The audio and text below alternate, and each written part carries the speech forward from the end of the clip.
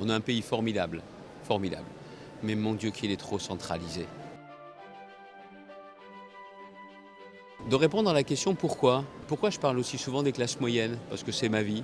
Pourquoi je parle aussi souvent du bon sens? C'est que je crois que j'ai appris à faire de la politique davantage avec le bon sens du terrain qu'avec les diplômes des grandes écoles parisiennes.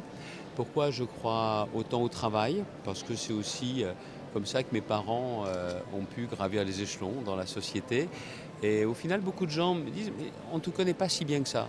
Ce livre est un peu une réponse à toutes ces questions. D'être plus efficace. On a un pays formidable, formidable. Mais mon Dieu qu'il est trop centralisé. Il faut que Paris lâche prise. Moi je ne suis pas dans un combat Paris, province, il faut rassembler tout le monde. Mais il faut que Paris lâche prise. On prend trop de décisions à Paris. Comment voulez-vous qu'on connaisse les réalités de la santé depuis Paris, depuis le ministère, quand on n'a pas la même espérance de vie dans les Hauts-de-France, en Île-de-France ou en Provence-Alpes-Côte d'Azur? Regardez, aujourd'hui, il faut 7 ans, 8 ans pour faire sortir un programme de logement.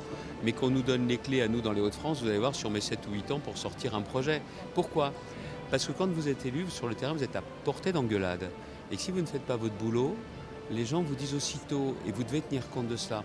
C'est pour ça que je crois, un peu comme avec Jean-Louis Borloo, qu'on partage ce combat commun, qu'il faut changer radicalement la gouvernance de notre pays.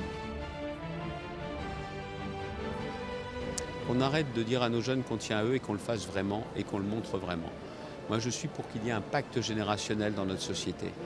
Parce que chacun sa conception de la vie, c'est ce que j'explique, parce que ce livre est dédié avant tout à mes enfants. Pour eux que je continue à faire de la politique.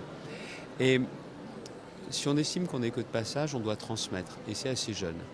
Que ce soit sur les jeunes, leur scolarité, même avant la gestion de la petite enfance, que ce soit pour le premier stage, que ce soit le premier emploi, que ce soit pour faire des études supérieures, on ne s'occupe pas assez bien d'eux.